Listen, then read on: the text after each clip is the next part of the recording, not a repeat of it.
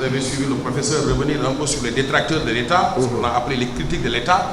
Il a parlé des anarchistes, il a parlé des marxistes, il pouvait parler de Nietzsche sur l'État. L'État, qu'est-ce que cela? Allons ouvrir vos oreilles, disait Zarathustra. Je vais vous parler de la mort des peuples. L'État, c'est le plus froid des monstres froids. Il ment froidement, dit-il, et voilà le mensonge qui s'échappe de sa bouche. Moi, l'État, je suis le peuple. Il pouvait aussi vous parler un peu de cette position de Lénine sur le rapport entre État et liberté, quand Lénine disait que tant que l'État existe, pas de liberté. Et quand régnera la liberté, mais il n'y aura plus d'État. Donc on peut vous parler d'autres philosophes, je pense à Schopenhauer, qui disait que l'État n'est que la muselière, dont le but est de rendre inoffensive cette bête carnassière, l'homme, et de faire de telle sorte qu'il ait l'aspect d'un herbivore. Vous voyez un peu l'image? C'est-à-dire un animal qui se nourrit de la viande, une bête carnassière, l'homme est une bête carnassière, et l'État, sa mission est de faire de cette bête carnassière, faire de telle sorte que cette bête ait l'aspect d'un herbivore. Mais l'État des faits, c'est un peu l'idée de Schopenhauer. Et donc, malgré ces détracteurs de l'État, mais certains ont considéré quand même, vous le savez bien, que la théorie des anarchistes paraît utopique. Une société peut-elle se passer d'État? Il semble qu'aujourd'hui, quand même, que l'État est nécessaire dans l'organisation de la vie des individus, mais individus parce qu'ils sont incapables de se gouverner eux-mêmes. C'est ça le problème. Parce que si les hommes étaient raisonnables, mais ils n'auraient pas besoin d'un État. Si l'État est nécessaire, mais parce que les hommes ne sont pas raisonnables. Et c'est parce que les hommes ne sont pas raisonnables parce qu'ils sont incapables de se gouverner eux-mêmes. Cela veut dire quoi? Que l'État est aujourd'hui quand même semble nécessaire dans l'organisation de la vie des individus incapables de se gouverner eux-mêmes. Et donc il a rappelé que la véritable liberté se vivrait en démocratie. La véritable liberté semble rimer avec l'état démocratique, parce que là, dans l'état démocratique, le peuple est souverain. Dans l'état démocratique, le peuple, la souveraineté appartient au peuple.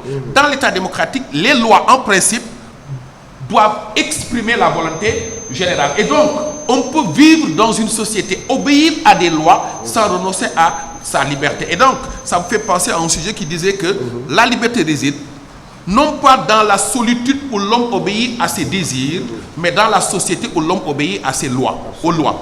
Parce que dans la solitude, l'homme peut obéir à ses désirs, faire ce qu'il veut, mais sans pour autant être libre. Quand quelqu'un obéit à ses désirs, il est plutôt esclave de ses désirs, comme disait Pascal, comme disait Socrate.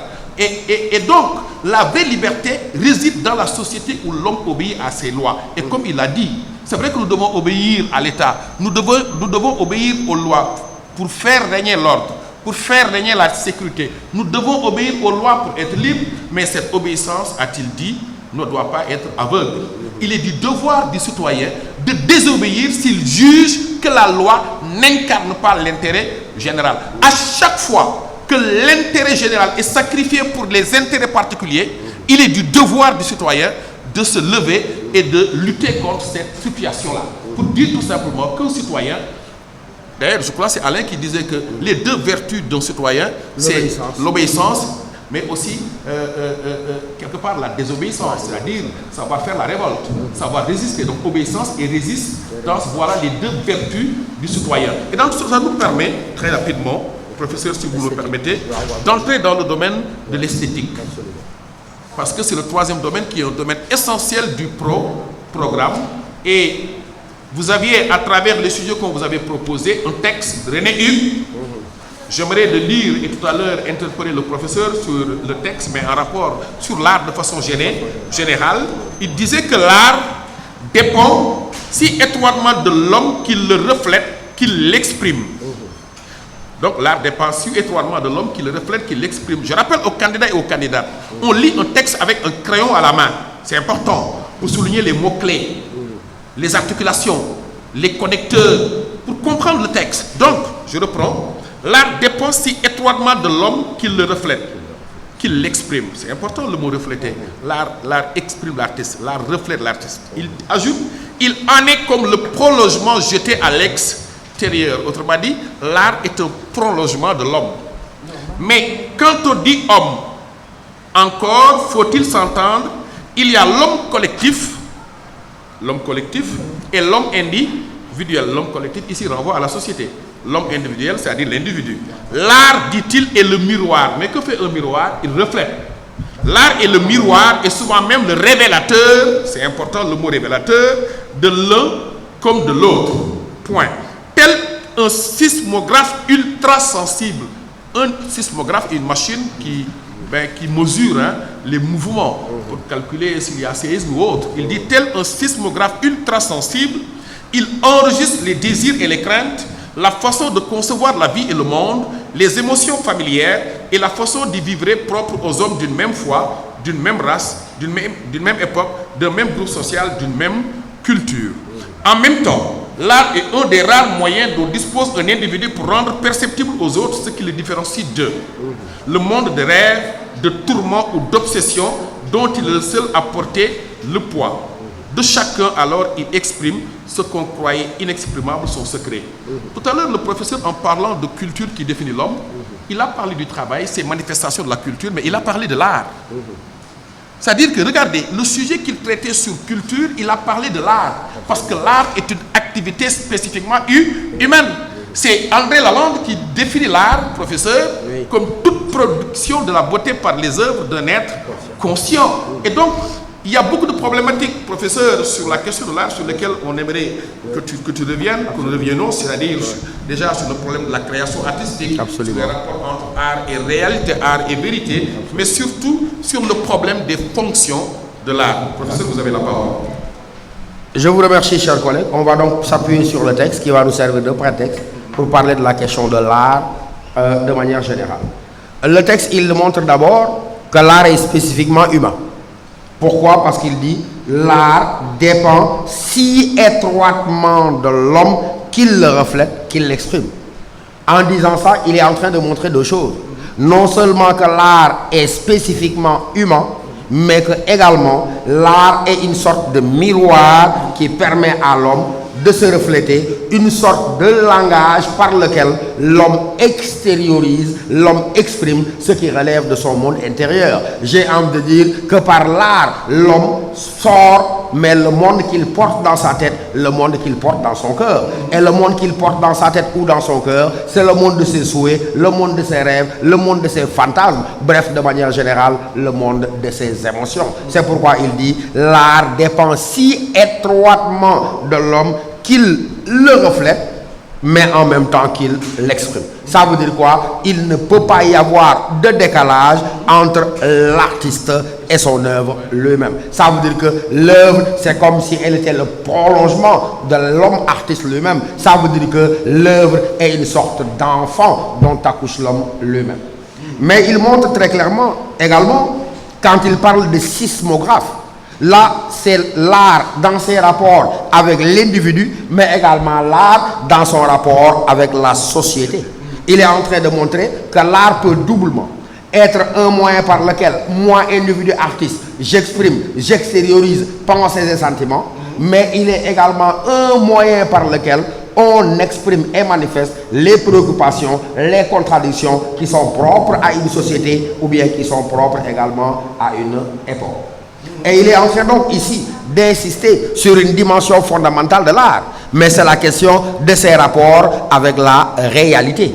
Et la question des rapports entre l'art et la réalité, lui, la perspective dans laquelle il s'inscrit, est une façon de montrer que l'art est complètement lié, il est indétachable aussi bien de l'individu que de la société à laquelle il s'adresse. C'est une façon de s'inscrire dans la perspective de l'art engagé, dans lequel la vocation de l'art serait justement de refléter, pour employer ces termes, mais également d'exprimer les préoccupations de cette époque-là et de cette société.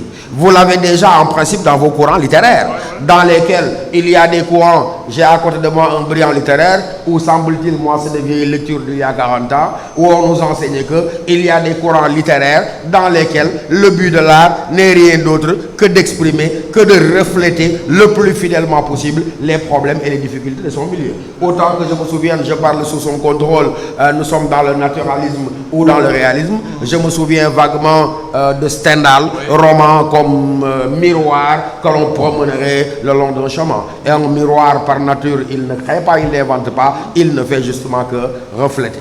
Mais dans cette perspective-là, on peut la trouver en philosophie. Parce que chez les anciens Grecs également, l'art relève de quoi? L'art relève de la mimésis. Dans mimésis, il y a mimé. Ça veut dire que l'art doit relever simplement de l'imitation. Dans la perspective de Platon, par exemple, tout ce que l'art peut faire, c'est se rapprocher le plus fidèlement possible du monde sensible. Et en tant que tel, l'art est une copie. Mais il faut dire une pâle copie quand même d'une réalité appelée le monde intelligible. Et cette idée que l'art doit relever de l'imitation, elle signifie simplement que l'art, comme j'ai dit, est indispensable et indétachable plutôt des préoccupations réelles et concrètes des hommes, et que l'art ne vaudrait pas une minute de peine, selon René Higues, si elle n'était pas un moyen par lequel la société elle-même se voit, se mire, et que l'individu lui-même puisse partager avec les autres ce qu'il y a au plus profond de lui. Maintenant, dans une démarche critique, on pourrait, parce que vous savez très bien que dans le commentaire, l'aspect le plus essentiel n'est pas seulement l'explication du texte, oui, mais également il faut être capable de se doter des moyens de poser un regard critique sur la thèse développée par l'auteur. Ici, la thèse développée par l'auteur, elle est très claire. Il montre que tant au niveau collectif qu'au niveau individuel, l'art, il dit tel un sismographe. Dans sismographe, il y a séisme. Ça veut dire qu'il lit les secousses telluriques. Donc l'art doit refléter aussi bien l'individu que la société, c'est lui sa position. Maintenant, vous pouvez lui objecter que l'art peut avoir bel et bien, mais d'autres fonctions. Que la seule fonction de l'art n'est pas de refléter, d'exprimer les préoccupations de l'artiste, de son milieu et de son époque, mais l'art peut remplir plusieurs autres fonctions. Quelqu'un vous dirait, à la perspective d'ailleurs, je me souviens également de quelqu'un qui s'appelle Théophile Gautier, nous montrant que, avec les Parnassiens d'ailleurs, l'art n'a pas forcément partie liée à la réalité, mais que l'art n'a qu'une finalité purement esthétique. Kant parlera de finalité sans fin pour montrer que l'art est à lui-même sa propre fin et que le seul but de l'art, c'est de produire du beau, et que l'art, entre guillemets, se fiche pas mal des problèmes et des préoccupations de son époque. Ça, c'est la perspective des Parnassiens, c'est la perspective de quelqu'un comme Baudelaire, vous vous en souvenez, Baudelaire qui nous montre très bien, rappelez-vous le poème de l'Albatros, autant que je me souvienne, vaste oiseau des mers, mais que ses ailes de géant empêchent de voler. L'Albatros symbolise le poète. Quand il est pris par les membres du paquebot du navire, il éprouve du spleen et de l'ennui. Pourquoi? Réponse de Baudelaire, parce qu'il est le prince des nuées. Et quand il dit l'Albatros est le prince des nuées, l'Albatros c'est le poète. De la même manière qu'il s'ennuie quand il est capturé parmi les membres de l'équipage, le poète également, il éprouve de la nausée et du spleen ici, parce que ce monde n'est pas la véritable demeure du poète. Quelle est la véritable demeure du poète? Le monde des paradis artificiels engendrés par son imagination. Rappelez-vous dans l'invitation au voyage, quand Baudelaire parle de ce pays, j'ouvre les guillemets, où tout est ordre, calme, luxe, beauté et volupté. Mais ce pays où tout est ordre, calme, luxe, beauté et volupté, c'est pas le pays réel, c'est le pays encore une fois enfanté par l'imagination féconde de l'artiste. Là donc, vous retrouvez en philosophie des perspectives telles que celles de Hegel, mais également des perspectives telles que celles de Bergson. Par exemple, Hegel fait une critique assez sévère dans l'idée que l'art doit refléter ou imiter le réel. Qu'est-ce que Hegel dit? J'ouvre les guillemets. L'art doit avoir un autre but que celui de l'imitation purement formelle de ce qui existe déjà. Il ajoute imitation qui ne peut donner naissance qu'à des artifices techniques n'ayant rien de commun avec une œuvre d'art. Fin de citation. Quand il dit de façon très claire, Hegel, l'art doit avoir un autre but que celui de l'imitation purement formelle de ce qui existe déjà. Imitation qui ne peut donner naissance qu'à des artifices techniques n'ayant rien de commun avec une œuvre d'art. Il disait, la seule vraie question que l'artiste doit se poser, c'est comment me rendre immortel. Et comment me rendre immortel, ce n'est pas reproduire des œuvres déjà existantes. Il dit, c'est accoucher d'œuvres inédites, de chefs-d'œuvre qui sont la marque de mon génie, qui sont la marque de ma créativité. Vous trouvez la même perspective chez Henri Bergson. Bergson dit, j'ouvre les guillemets, l'artiste véritable ne doit pas avoir la modeste ambition de reproduire ce monde vulgaire que nous appelons le réel. Il doit avoir la prétention de lui substituer un monde autre. Et ce monde autre-là, c'est le monde de l'artiste lui-même. Mais attention, nos potaches devraient se rendre compte que cette distinction-là, elle est souvent artificielle. Entre un art qui releverait de la reproduction et un art qui relevait de la création, ben ça c'est une distinction souvent artificielle. Et je peux me fonder sur ce que dit, je crois, Albert Camus dans son fameux discours de Suède. Que dit Albert Camus? J'ouvre les guillemets. L'art n'est ni refus total, ni consentement total à ce qu'il est. Il est à la fois refus et consentement. Et l'artiste, dit-il, se trouve dans cette ambiguïté, contraint à nier le réel, mais également à partir de ce même réel qui est nécessairement la source de son émotion. Et donc quand il dit l'art n'est ni refus total, ni consentement total à ce qui est, l'art est à la fois refus et consentement, Albert Camus est en train de nous dire dans l'imitation, il y a de la création. Dans la création, il y a de l'imitation. Quand j'imite, je crée. Pourquoi quand j'imite, je crée? Parce que l'imitation n'est jamais fidèle. Quand j'imite, je retravaille ce que j'imite. Je lui insuffle les vertus de mon propre génie, de ma propre créativité. Mais quand je crée, également j'imite parce qu'il n'y a pas d'imagination pure. Je suis obligé de partir simplement du réel et de la réalité. Maintenant, à côté de ces fonctions-là, nous avons plusieurs autres fonctions. Par exemple, la fonction dans l'espace négro-africain et même ailleurs, la fonction magico-religieuse. Il y a également la fonction ludique. Il y a la fonction pédagogique, il y a la fonction ornementale décorative, il y a la fonction commémorative. Bref, il peut y avoir plusieurs autres fonctions, quand bien même on est obligé de reconnaître qu'ici, René Hug défend fondamentalement l'idée que le but et la mission intrinsèque de l'art est de refléter le réel. Mais dans tous les cas, ce qu'on constatera, c'est que ce que dit René Hug, non pas dans ce texte, cet extrait, mais dans le texte qui le précède, puisque j'ai un peu lu l'ouvrage, où il montre que dans tous les cas, l'homme, il est inséparable de l'art. Et il montre très clairement que toutes les civilisations présentes, passées, lointaines, ne laisseront les marques de leur passage que par la production d'œuvres d'art. Et il dit d'ailleurs, pour insister sur la fonction profondément métaphysique de l'œuvre d'art et en quoi elle est inséparable de l'homme, il dit, le même René Hug, c'est pas dans le texte, j'ouvre les guillemets, l'art est cet oxygène indispensable qui nous empêche de mourir d'asphyxie. Et quand il disait l'art est cette sorte d'oxygène irremplaçable qui nous empêche de mourir d'asphyxie, c'est le même René Hug. C'était une manière également de montrer que par l'art, mais l'homme signe l'altérité de sa condition et de sa présence au monde. Ça veut dire que par l'art, l'homme se rend lui-même le monde habitable. Ça veut dire que par l'art, l'homme se donne le moyen de supporter le poids de la vie. Rappelle-toi Nietzsche disant clairement, l'art nous empêche de mourir de vérité. Une manière de montrer que par l'art, si la vie est souffrance, si la vie est difficile, si la vie est les douleurs et difficultés d'être, l'art permet à l'homme de supporter le poids et le fardeau de cette vie. Rappelle-toi toujours Arthur Schopenhauer disant que la vie n'est pas belle, mais les images de la vie sont belles. Et lorsque Schopenhauer enseignait que si la vie n'est pas belle, les images de la vie sont belles, les images de la vie, c'est celles qui sont reflétées par l'œuvre d'art. Comme qui dirait, si un serpent entrait parmi nous, ce serait fini de notre rencontre. Parce que le serpent, quand je le vois, il me fait penser à la mort. Mais Schopenhauer dit, ce même serpent qui me fait fuir dans la vie réelle et me faisant penser à la mort, s'il était représenté sur ce tableau-là, il pourrait être tellement beau que me viendrait l'idée d'aller l'embrasser et de le caresser. Mais reconnaissons que vouloir embrasser ou caresser un serpent n'est pas possible dans la vie réelle. Mais oui, c'est possible par le détour et par la magie simplement de l'œuvre d'art. Donc je crois qu'il n'y a pas grand-chose à ajouter sur le discours du professeur sur l'art. Et donc on retiendra, je crois que c'est sa conclusion, que l'art répond à un besoin, que l'art est aujourd'hui nécessaire dans la vie des hommes. Je me rappelle de ces propos d'André Marleau qui disait que l'art est un anti-destin, parce qu'il dit que la mort fait de la vie un destin, parce que nous sommes mortels. Et il dit que l'art transcende la mort, l'art transcende la mort. Cela veut dire que l'artiste ne meurt pas. Et je me rappelle aussi de ce propos de Platon qui disait qu'il y avait deux manières d'acquérir l'immortalité. Soit laisser des enfants derrière soi, ou bien laisser des œuvres derrière soi. Et donc le professeur est revenu sur n'est-ce pas, l'activité artistique, comment elle est essentielle dans la vie de l'homme, sur la particularité aussi de cette activité. On est parti de cette définition de la langue, toute production de la beauté par les œuvres de n'être conscient, pour montrer en réalité que l'art est une activité spécifiquement humaine, pour montrer qu'en réalité il est exclu de l'art. Non seulement la beauté naturelle ne fait pas partie de l'art, parce que la belle rose de nos jardins, un beau spectacle que nous offre un coucher de soleil ne saurait mériter le qualificatif d'œuvre d'art, mais il était aussi exclu du domaine de l'art l'activité animale.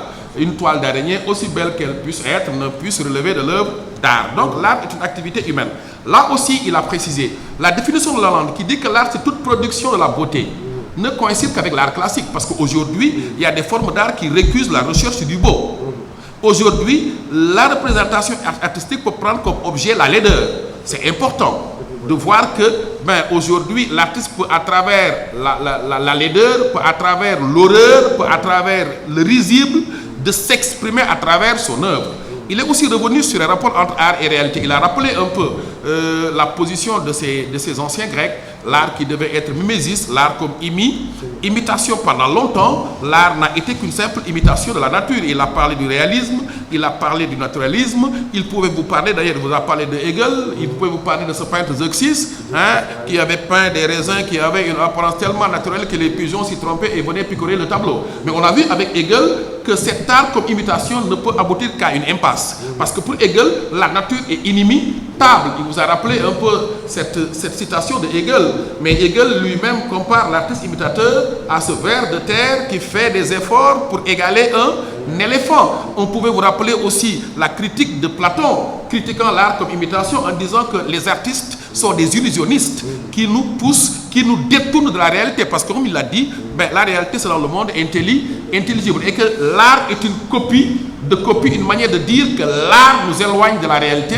Mais quand l'art nous éloigne de la réalité, il nous éloigne de la vérité. Il est enfin revenu sur les fonctions de l'art. Il a rappelé les Parnassiens. Parce que chez les Parnassiens, la beauté était la seule finalité de l'art. Sois belle et tais-toi. Vous vous rappelez de ces propos comment il s'appelle, celui qui disait qu'il n'y en a vraiment beaucoup, ce qui ne peut servir à rien. Théophile Gautier.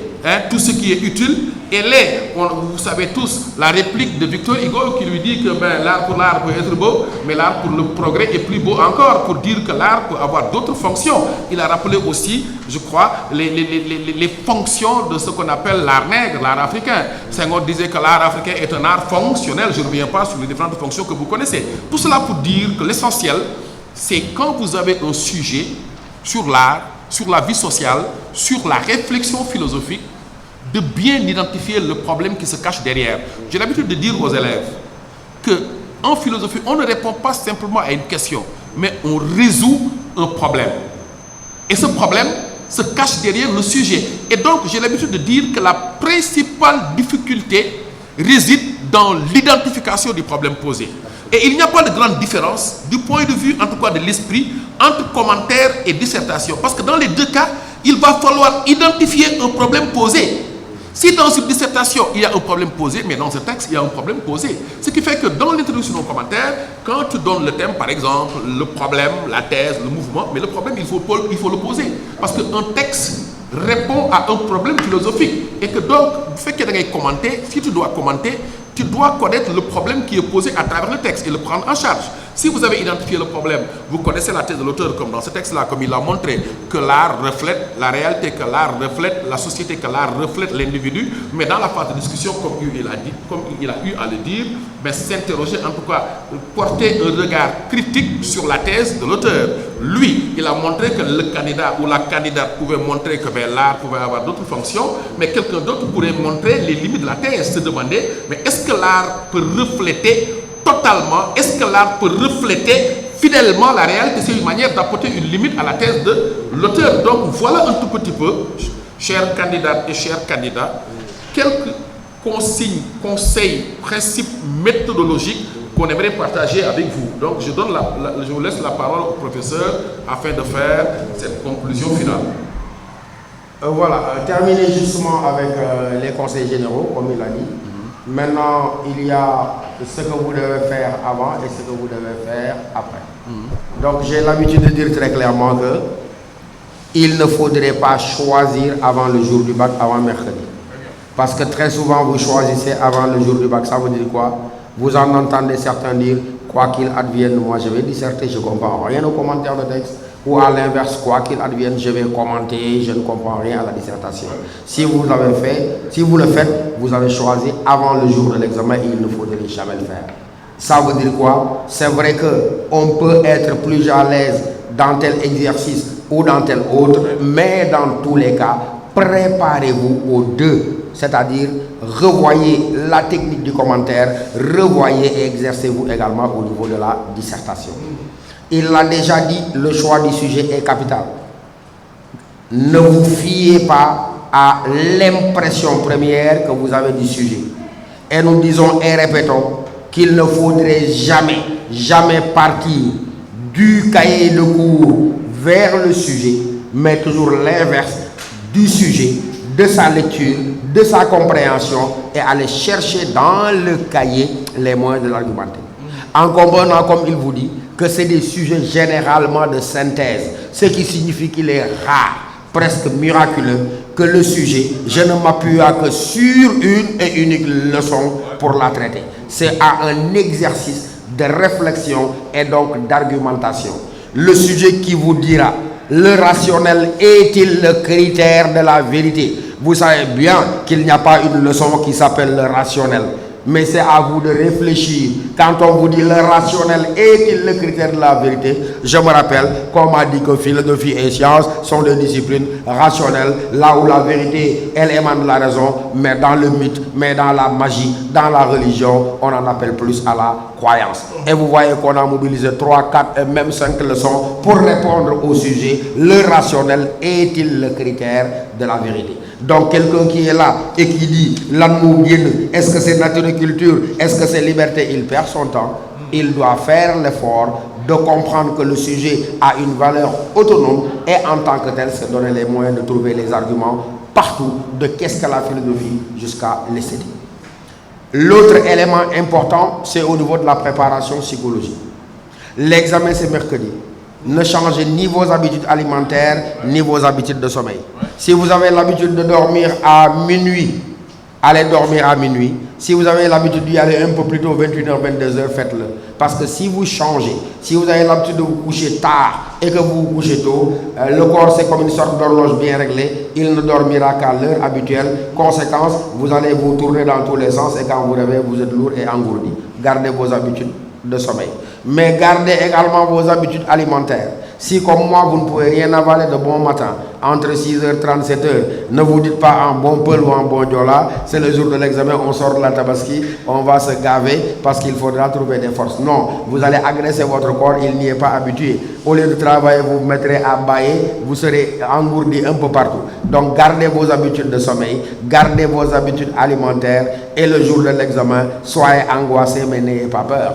Celui qui est angoissé, c'est parce qu'il a une conscience de ses responsabilités. Alors que la peur, elle ankylose, elle paralyse, elle inhibe, elle vous bloque. Quand le cœur bat, la chamade, vous ne pouvez pas réfléchir de manière sereine. Quand vous êtes dans la salle, personne d'autre n'existe. Le voisin de devant n'existe pas, de droite, de gauche, de derrière n'existe pas. Ça veut dire quoi? Par expérience, vous envoyez certains, au bout de 20 minutes, mais ma foi, ils se mettent à réclamer une feuille intercalaire, ils ont déjà rempli complètement presque 2 pages. Ben, si vous êtes un peu comme moi, vous allez être là à dire oui, ça m'a dit, à jeter un œil à droite, à gauche. Non, chacun marche à son propre rythme. Bon, moi, il est très certainement en train de faire hors sujet. Ce sont ces gens-là, comme j'ai dit, qui se disent l'anmo gen, qui voient le mot culture. Ah, machallah, la culture, commencer avec les manches et au bout de 10 minutes, il a rempli 3 pages de hors sujet. Donc, il n'y a que vous. Réfléchissez, marchez à votre rythme. L'introduction, vous l'écrivez entièrement au brouillon et vous écrivez directement au propre. Pourquoi? Parce que l'introduction est le premier contact entre vous et le correcteur. Donnez-lui envie de continuer à vous lire. Vous comprenez ce que je veux dire? Si vous commencez par la philosophie PHY, ben ce monsieur-là, il va continuer à lire, mais en faisant semblant, parce qu'il va se dire, mais quelqu'un qui ne sait même pas écrire philosophie, il n'y a rien à espérer de sa copie. Donc écrivez, relisez, re-relisez, et écrivez directement l'introduction. Maintenant, il est clair que le développement, vous ne pouvez qu'esquisser les grandes lignes, vous ne pouvez pas le faire au brouillon et choisi le sujet, comme vous dites, dans lequel vous avez des arguments. Et donc, ce n'est que dans cet état d'esprit-là que vous pourrez réussir. Et vous dire que je réussisse, c'est ce qui est banal, ordinaire. Que j'échoue, c'est ça le miracle et l'exception. Mais vous raisonnez à l'envers. Que j'échoue, les résultats ont été catastrophiques, c'est tout à fait normal. Que je réussisse, c'est le miracle. Bon Dieu, ne pensez jamais comme ça. Que vous réussissiez est la norme. Et donc, mettez-vous déjà dans cette disposition-là, psychologique, de réussite. Et c'est le premier pas vers le succès. Donc, il ne nous reste qu'à remercier les initiateurs de cela, qui nous accompagnent dans cette activité que nous faisons depuis bientôt plus d'une décennie.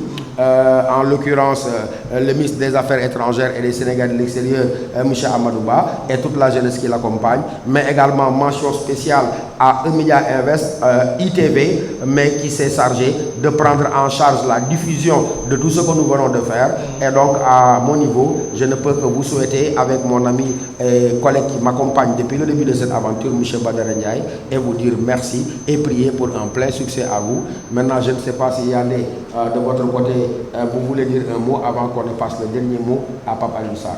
Je ne sais pas si du côté de l'organisation, vous avez un mot à dire. S'il n'y en a pas, je passe à Pape Alioune Sarr qui va dire le mot de la fin, et puisqu'on puisse se quitter en beauté. Tout juste que je suis bien armé pour affronter les professeurs. Rappelons-nous que nous sommes en période de guerre sanitaire, sinon la salle ne pourrait pas contenir les candidats et les candidates d'ailleurs qui ont demandé à être là, mais nous sommes en période de pandémie, nous ne pouvons que faire ça. On se rappelle un peu le monument de la Renaissance, l'année dernière, il y avait une marée humaine de candidats et de candidates, mais c'est Jean-Paul Sartre qui disait que l'homme est en situation. Nous sommes en situation de guerre. Mais la guerre sanitaire n'exclut pas la guerre spirituelle. Et votre effort de guerre, c'est l'esprit.